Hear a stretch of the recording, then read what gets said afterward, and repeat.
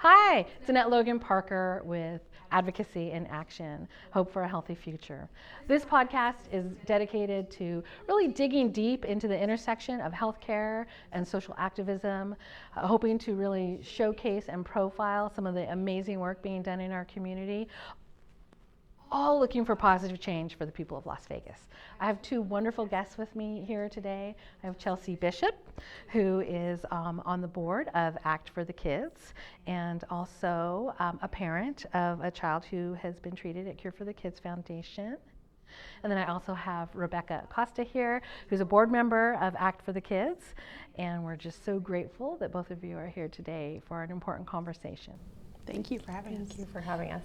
So before we get started, I'm going to go with you, Chelsea. Why don't you give us a brief introduction about who you are and what you're doing and things that you want to talk about today? Yes, okay. So personally, I am, as you mentioned, I'm a mom of 4 kids. My oldest was treated here at Cure4the Kids Foundation. We did treatment for on and off for 6.5 years before she unfortunately passed away. We did travel a lot for treatment. We traveled mostly out of state to California to see specialists, up to San Francisco, Houston, and Salt Lake to do treatment. But our home base here was at Cure4the Kids in Summerlin Hospital. I've got my second oldest is Riley, and she has medical needs. She's got cerebral palsy, and then I've got 2 little ones that we fostered and then adopted. And all 4 of these children have given me a lot of experience in navigating the healthcare field here in Nevada. I'm also a registered nurse, and I worked for just 1.5 years before my oldest daughter was born, and then I do some per diem work here as well. But we started this group, Act4Kids Nevada. It's under 1 year old, of parents and professionals who really see the need for more comprehensive care here in Nevada. As you know, far too many families are traveling out of state for care. Far too many families who need to stay in state are having trouble accessing the care that they need for their kids. And we don't want to dwell on finger pointing or any past issues that have brought us to this state here in Nevada, but we really want to be forward thinking and how can we move forward. Something we really value here at Act4Kids is just elevating the parent and patient voice. You know, kids can't always speak for themselves, so it's often the caregiver who needs to advocate. And that's why you have this podcast, right? Advocacy in Action. It applies to parents in the medical, accessing medical care for their kids. And so we really want to elevate that voice. We've been working with legislators, local, really a lot of decision makers here in Nevada, local healthcare leaders, and then parents in this work. And we just see the need. The biggest thing that we're working towards is advocating for a freestanding children's hospital where all the services can be in one spot. We noticed it's really siloed here, especially in southern Nevada, and we're looking forward to having services together because we know that expedites care for children. It creates more well-rounded care that they need. It absolutely does, and I'm really excited to continue to learn about your organization. I can tell you there's nothing more powerful for positive change than parents when they can come together and embrace, the situation and look towards the future. So I'm really excited about what you're doing, and want to congratulate you and your team for taking on such a challenging subject. We've been talking about the need for a freestanding children's hospital in Southern Nevada for 3 decades. I say we, meaning everybody, all of us. And it's important that the parents are coming together. So I'm really glad to see that and thrilled to support it. I myself started Cure4the Kids Foundation based on my own experience as a parent with a very sick child. So I can tell you that I think it's the only way things are really going to change is when the parents come together. And I don't really like to use the word demand change because that's a harsh word. But I think when the parents come together and advocate for change, inspire change is really the word that comes to my mind when I think about you and what your colleagues are doing. So Thank you. So we'll move on to you, Rebecca. Tell us about Rebecca. Oh, well, thank you. I really want to jump off of what Chelsea said about partnership and why Act4Kids I think is going to be so successful. We originally met on Instagram 2 years ago, maybe, back when her handle was Children's Hospital in Nevada, I believe, something, and I was like, oh, I found my person. And so we kind of kept in touch, and I kept doing my work and supporting my family, and just late last year it all started happening and we came back together, and here we are, and it feels like we've been doing this for years, and it's really been 9 months. So but no, I am a board certified patient advocate. I am the executive director at A&J Patient Advocacy here in Southern Nevada. I work with kids of all ages. Adolescents are my favorite. You don't hear that very often. And I also work with young adults who are transitioning to adulthood while they're still on their parents' insurance, or young adults with developmental or intellectual disabilities. I really support them in navigating the health system and all the challenges that come along with that. So again, teenagers are my absolute favorite. I like to, as long as they're not my own, that's a different beast. But I really like teaching them the skills that they're going to need once they become adults, and really helping them understand what happens in healthcare when you turn 18. And so I'm also the parent of 2 teenagers, like I said, who were born with complex medical conditions. So I do this work, and I also do it at home. It's just kind of become who I am, and I think that's why Chelsea and I get along so great, and as well as the other board members. We all are professionals in the healthcare realm in some facet, but we are all parents first. Wonderful. Thank you for sharing that, Rebecca. We are kindred spirits in that way, because I love all children as well, but the adolescent and young adult, they hold a special place in my heart.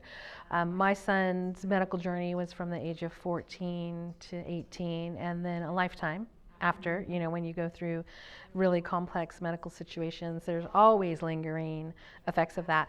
And so I went through my personal experience with a teenager. And so if you can survive that, you can survive pretty much anything. Yeah. Wonderful. Yeah. So tell me about the mission for Act4TheKids. Is Act4Kids? Act4Kids. And it's a 501c3. We are in the process of filing right now. Okay, wonderful. That's a huge process. The application's about this long. I remember completing the Form 1023 for Cure for the Kids.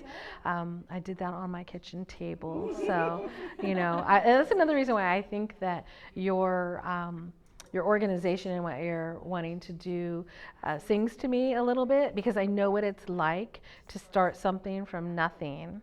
Get a vision. And have a vision and stick to it.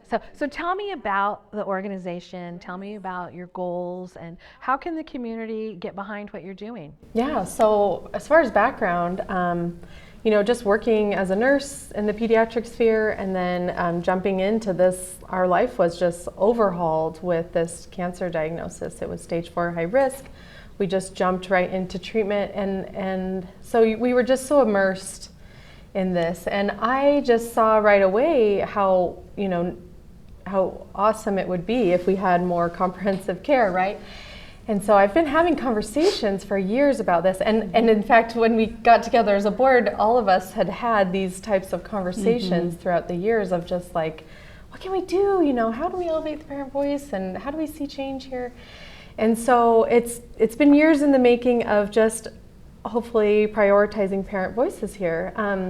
So as we got together as a board, we decided a couple things that we really wanted to focus on. And two of the main things that we're really focusing on right now, goals, are just sharing the need for this, because unless you are someone accessing healthcare for kids in Nevada, you don't really know that it's not comprehensive, that the specialists aren't all working together. So sharing the awareness, and that's sharing parent voices, parent and caregiver voices for these kids. So we've been filming parent stories, and sharing those, and then hosting storytelling workshops.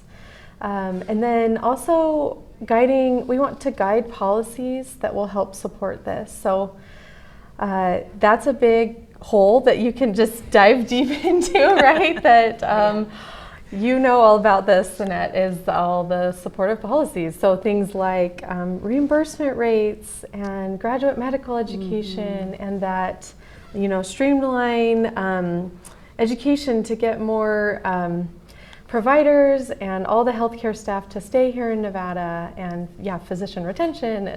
There's just, it goes on and on, right? And so we want to make sure there's parent voices infused into some of those policies going forward. I'm really glad to hear that. You know, as an employer of pediatric specialists and subspecialists, a big part of my life has been recruiting specialists to come to Nevada, and that's more challenging than I originally thought it was going to be. So I'm really excited that you're focusing on that. I know it's a huge conversation throughout the entire community about the, you know, GME, and, you know, why don't we have fellowships here, and, you know, where are the physicians? And there are so many layers that are very, very complicated on statewide initiatives that need to be addressed in order to accomplish those things. You know, education falls into that. It just goes, the list is long. And it's all tied together. Like you said, it's like multi-layers, and then they're all tied to other things. Like, absolutely. When you start to really connect the dots and do a root cause analysis, you know, think about healthcare. That's what we do when things aren't going well, or we want to solve a major problem. We do a root cause analysis. And wow, it goes deep, doesn't it? And there are so many layers of things that need to be talked about and addressed in order to, you know, meet the needs of the community.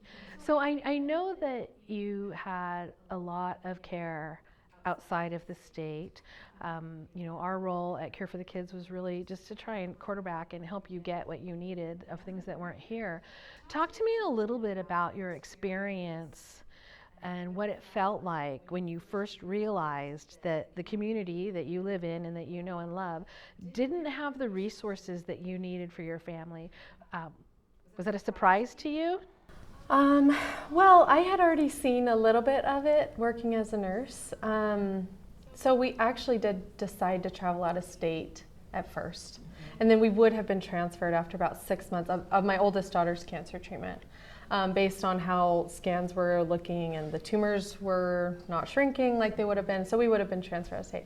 The thing is, it's not uncommon for children with cancer, I mean, I'm speaking to you, I'm speaking to the public, but children with cancer to need to travel, right? There's only about 700 children diagnosed with like stage 4 neuroblastoma every year. I think that's the stat in the whole United States. And so you're going to have these centers of excellence that really focus in on certain types of cancers, and that happens with a lot of rare diseases. But so it didn't shock me. What shocked me are when I hear family stories of children needing to travel out of state for a pediatric ENT. We don't have a pediatric ENT. They need a trach place. They need a cochlear implant. Those are the things that I've found are shocking me a little bit more when I'm like, that can be done here. That can be done here. But the burden of travel on families is huge. We felt that ourselves. It's interesting because it's hard to travel out of state for getting care for your kids, right? But I saw the big picture and saw it was also a privilege, and I felt this strange thing about it's a privilege for me to be able to leave to get the care my daughter needs, because I've got a car, I've got family that supports me with my other daughter who was at home at the time. We're able to keep our job, one job. I had to quit my job, but we were able to keep a job during this time, and health insurance, and we had private health insurance and resources to access lots of different kinds of things. And I speak English and all sorts of things. And so it was interesting to that dynamic. And Rebecca's worked with a lot of families who feel this, who have to travel out of state and feel this large burden that it places on them. I absolutely agree. I also travel out of state for both of my children. Parts of their care are quarterbacked here, and then their specialties are some in Massachusetts, some in California. Chelsea and I have always connected on this point. It's wonderful that we have the opportunity to do this and get the care our children need, but I also feel a level of guilt. It is absolutely a privilege. The stars are aligned in our favor, but for thousands and thousands of families, they are not. Their insurance policy does not allow them to leave Nevada.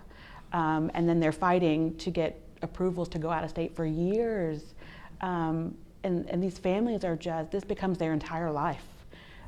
Parents are now full-time caregivers, case managers, social workers, connecting to resources that may not apply, but it's close, fighting insurance to get something that is not traditional for a child's diagnosis, dealing with school and issues there in their learning environment. It just becomes their whole existence.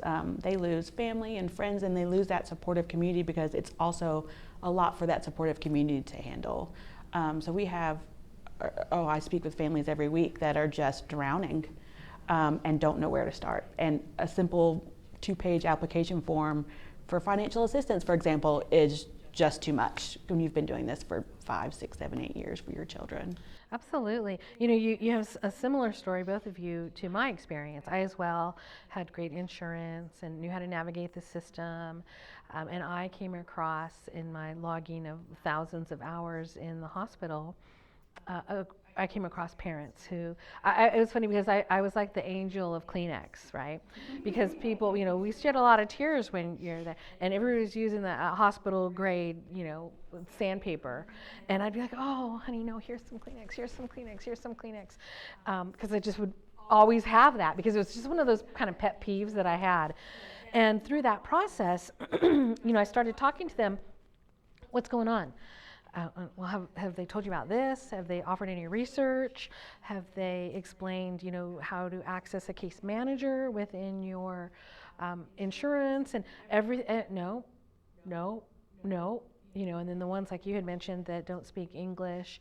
And it opened an eye for me, right? And I was a changed person, not only from my experience, but from witnessing it's a catastrophe what people go through.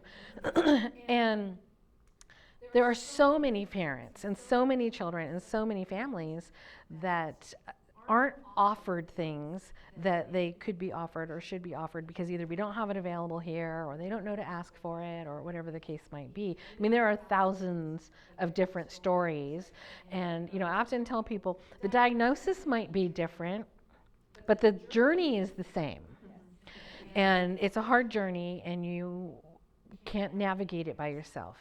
It's impossible to navigate by yourself. And something we always talk about in our group is all of us on our board are accessing healthcare here in Nevada currently, like for our kids. And we have so many wonderful providers. Oh, yes. I cry when I think about the nurses that helped us the day our daughter died. And the quick action they took, we didn't know she was passing away right then. And they took action like nothing else and just surrounded us and helped us and processed everything and got us home so we could take her home for a little bit. And there's just so many people here who are really, truly putting their heart into the work and doing a really good job and trying to bring providers together.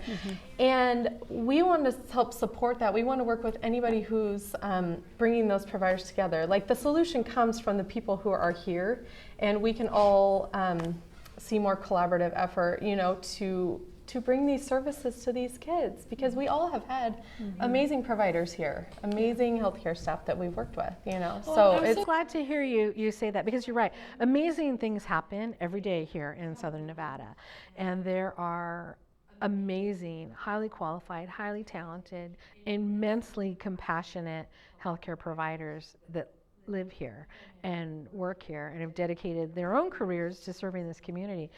And oftentimes I find myself in my role representing those very people.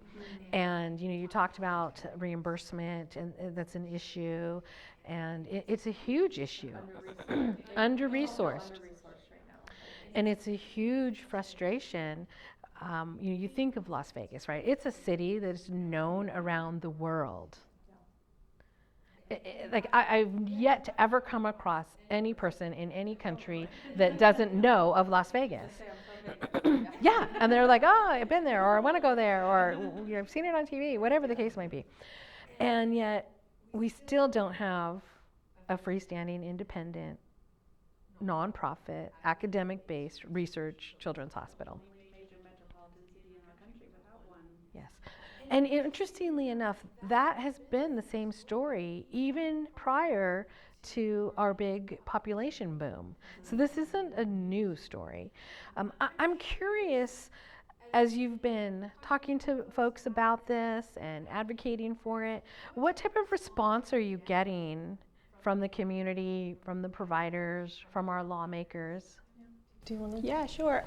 So the families that I work with, supporting them and their children, they are thrilled, right? They are already in the game. They know how deep the waters are that they're wading in. And for families that have younger children, they're like, yes, it might happen in my child's young adulthood or, adolescence. And even the families like mine, my kids will age out of pediatrics in just a couple of years. It won't be here for them.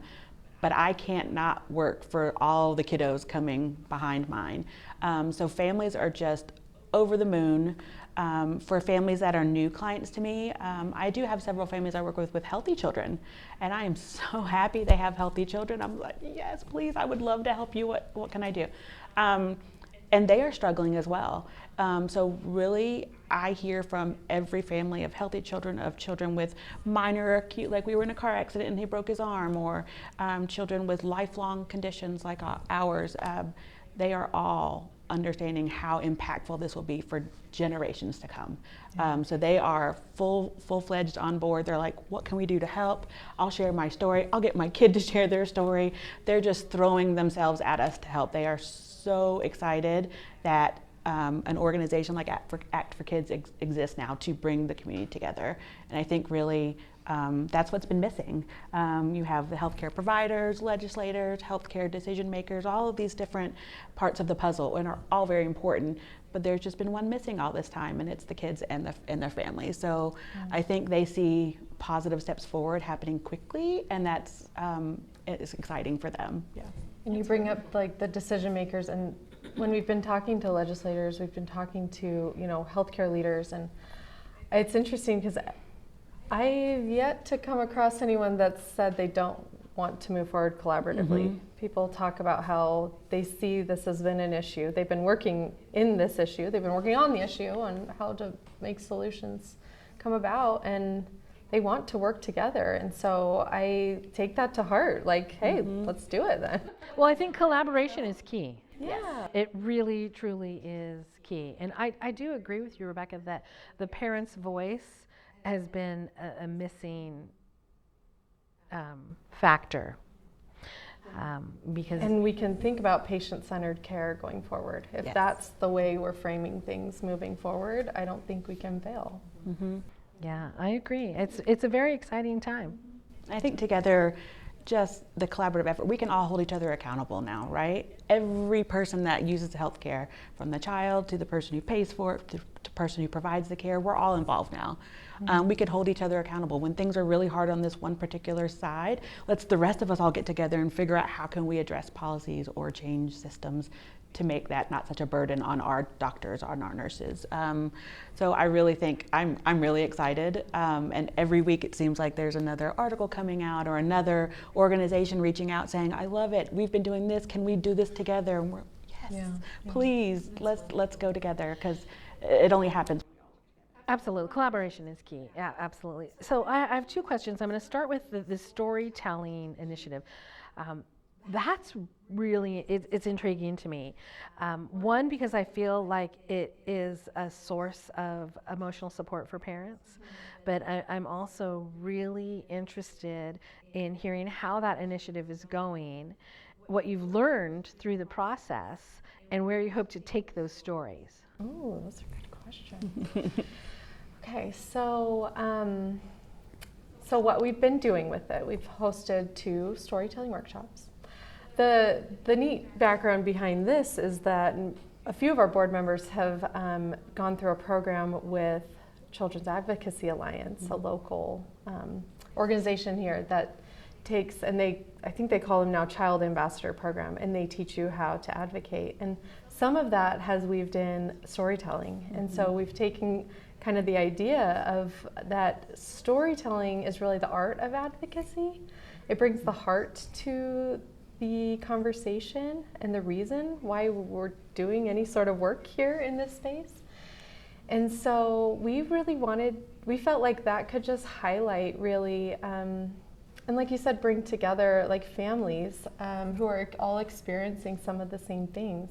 Like you said, it's totally different diagnoses, but you've got the same worries, you've got the same workload that you're going through. You know, your children have their own say in things and you're navigating that. And so there's so many similarities, and I think as people hear other people's stories, they feel more empowered to be like, I've gone through that too, or oh, I recognize that feeling that they shared in that, and then it gives them their own voice to say, you know, this happened to us, and I want to make sure that doesn't happen to someone else. You know, it's kind of like a way of giving back to each other. So we're just thrilled and so grateful for people entrusting us to share their stories with us, whether it's through those workshops and then now filming family stories. And so it's been a really neat experience going through that. And we're grateful for the people that have shared their interest with us in wanting to share. So, and as a professional advocate, it's like a well-known secret that relationship building and getting to really know the people that you're going to work with or collaborate with is key. You cannot get anything done without that, right? My kids like to say, Mom, we can't go anywhere because somebody always says hi to you and you know everybody. Like, I really don't. I'm just, you know, I don't just have my business cards going out everywhere. I really get to know an organization and their people, so I understand how they operate and how we can work together to help more people, more kids and families. So this storytelling workshop was right up my alley, and I was like, me, I want to do it, I want to do it. So it was well attended both sessions, and the families just afterwards were like, that was so cathartic, knowing that we're not the only ones, right? And then giving them that next step, that outlet to film their stories with Chelsea. You know, it lets them know they're important. Their stories, their life, their children's lives and experiences are valid, and it's a part of our community's fabric. And part of this is we've had families just share, we have a form online where they can click and they can fill it out and they can just share what their own experience typed out too. And so we've got like a bank of these stories that families have shared with us, and that's been incredible to see, like so many different diagnoses and how they've navigated the healthcare system and who's been sent out of state, who stays in town, and what kind of things they've just noticed along the way. And so even, you know, beyond just the storytelling, we've got this bank of family stories that we're just collecting and calling upon them, you know, like who would like to share this further, or can we use some of these experiences you've had as we're speaking to legislators and things like that. Well, I'm excited to see where that takes you guys, because it will take the community somewhere really cool, I think. Yeah. And what obstacles have you faced? Oh man, the biggest thing. That's is kind of a trick question, I know. A little bit. I'll let you take that. It's that hole that I talked about. Like once you dive deep into policy and like, policy's a learning curve. There's an obstacle. Second is once you are learning about it, it's how everything's so intertwined and the magnitude of a solution just is like so big. But through that, I know we talked about, like physician retention and attraction and, all these, getting a pediatric fellowship here would be amazing. Everything's intertwined together. But I really do have a lot of hope here. I feel like as we've had these conversations, it's just, I just see a bright future for Nevada. And so I feel like through any challenges, it's just been like, no, like we've got this. Yeah, well, I've always looked at challenges. Every challenge presents an opportunity. And it matters just how you look at it, right? And what you choose to do with it. So how about big milestones? What are some of the things you're most proud of? I think for me, it's our community support initiative that we started in January. Yeah. It was a really big push in a short timeline for us to be able to present to the Nevada legislature, the Health and Human Services interim committee, to show that this really is a need and share not only the stories, but just provide a little humanness to the data that they've been seeing for decades, like you said. as an advocate, like I always like to tell families, I'm like, look, data tells, but stories sell. And it sounds kind of kitschy, but like legislators and decision makers and policymakers, they see the numbers, they see the data. Everybody has done a community health assessment 9 times, but they're not hearing from us, right? And so we really wanted to rally the healthcare community at first and move into other parts of the community later. So we had over, I think 24 child-focused organizations around Nevada support us and sign on to a letter that we presented to the legislature. So we were really proud of that. Really surprised at how quickly so much of the support came in, especially from some really pretty major organizations around the state. And it was cool as they were responding. So we had typed out this letter that we were planning on submitting, and then they got to, email back to us and sign on to the forms that we had. And it was cool.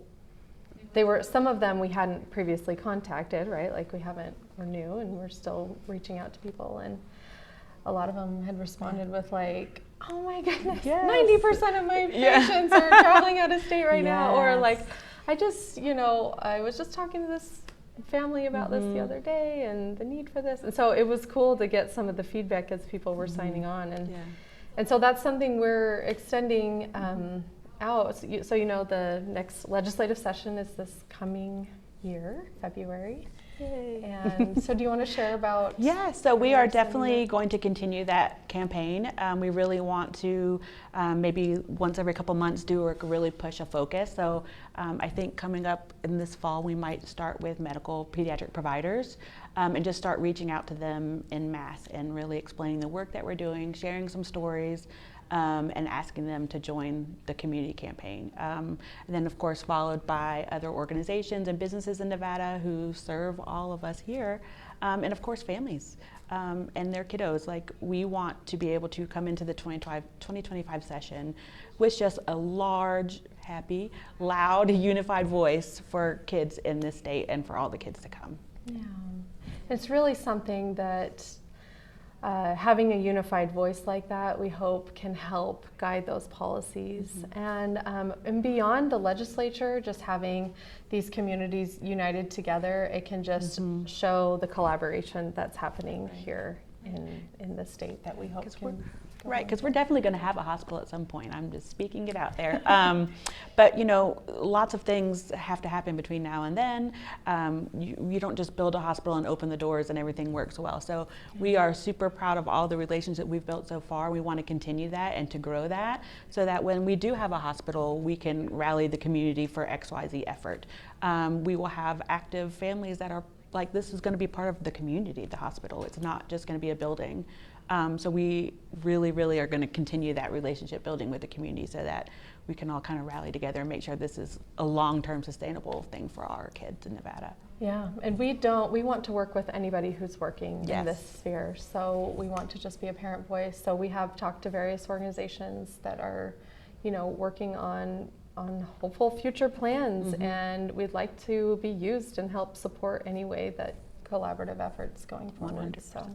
So the best way to get a hold of you guys, tell us how the public and how our viewers can reach you and how to contact you. Yeah, so we're on social media. We're on Facebook, Instagram, and LinkedIn at Act4Kids Nevada. You can also email us at Act4Kids, it's a 4, nv@gmail.com. And on all of our social medias, we've got a link tree where you can fill out that survey. If you have a story to share with us, you can also just reach out via email as well. So sign up for the newsletter that goes out once a month just so families can kind of have the latest on what we're working on and what they can expect from us. Wonderful. Well, I would be remiss if I didn't mention the Nevada Rare Disease Advisory Council and their statewide needs assessment campaign. I don't know if the two of you are familiar with that. A little bit. So the RDAC, the Rare Disease Advisory Council, has put together, it's a lengthy survey, and it was interesting because when we first started to develop it, some of the feedback was, no one's going to take the time to fill it out. And I said, you've not met the parents. That's naive, because if you are facing a rare disease, childhood cancer is included in rare diseases, it's very rare. Believe me, they will take as much time as it takes to complete the needs assessment. So, that is a 3-year long project. So we know that it's going to take a long time to get the word out, but we would love to partner with you in getting the link out so that more and more folks who are having childhood cancer, rare diseases, at any age can complete this survey. If they've been a pediatrician or pediatric patient and they've aged out, we still want to know what their experience has been, so that we could, again, take that information, just like what you guys are doing with your stories, and package it in a way that our lawmakers, our governor, the Department of Health and Human Services, and I don't want to say that they can't ignore it. I don't think anybody's been ignoring this issue. That is not what I'm saying. But package it in a way that they can feel good about doing something about it. So your stories and the RDAC's needs assessment, really, I see them kind of going hand in hand. So I'd like to continue that dialogue and see how can we support your story gathering form, as well as you guys support the RDAC's needs assessment. We will publish that data every year, and hope to build on it, and then eventually have a statistician dig in there and analyze it. And the irony is, it's going to tell the story that the three of us know very well.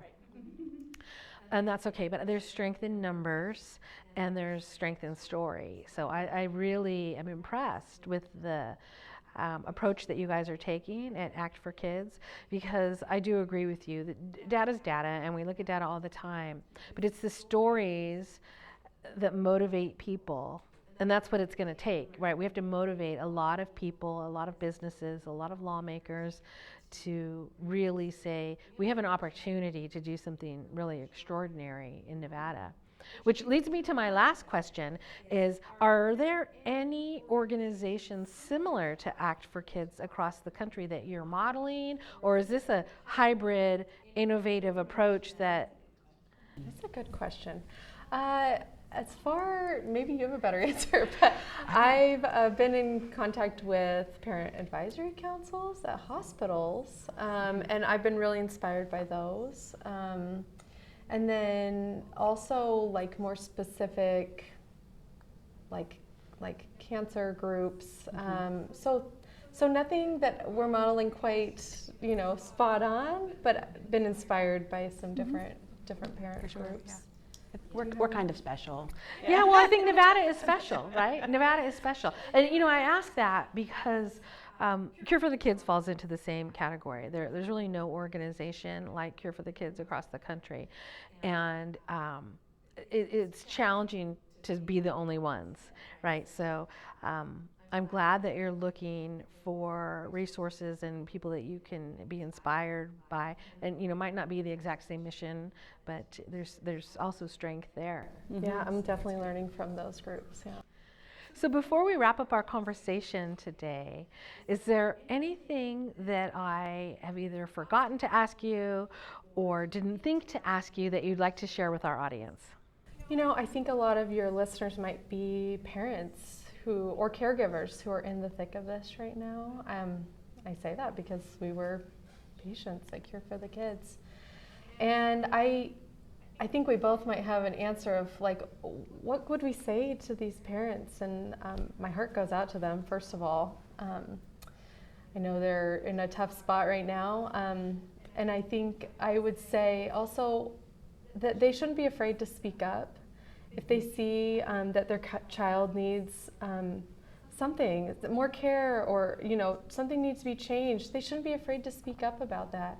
I think there's a way to be an advocate for yourself in a way that's not that I demand action. You can be kind and persistent and see change in your own personal child care or healthcare journey with your child. So. And I'll second that. The kindness goes a long way. I often have to be really good friends with the front office staff at doctor's offices and really get to know them so that when I call, I'm a person to them. I'm like, I'm really trying to help Susie Jones's family today. Can you take 10 minutes and get this information to me or whatever? But for parents specifically, I'm with Chelsea, like, use your voice. If not you advocating for your child, whatever that may look like, who? So it's going to be hard some days. You're going to do it through tears. You're going to want to have those angry, yelling phone calls. I get it. Call me. I'll take the phone call. You can get it out of your system. But just don't give up. Don't give up. Yeah. Yeah. Yeah. That's wonderful advice for parents. Thank you for sharing that. It's been a wonderful conversation with both of you. So for our audience, if you want more information about Act for the Kids, like they said, you can find them on the social media platforms and at their website. Thank you for tuning in today for Advocacy in Action. And everybody, let's keep our eye on Act for the Kids and see how we can help them accomplish their mission. Thank you so much.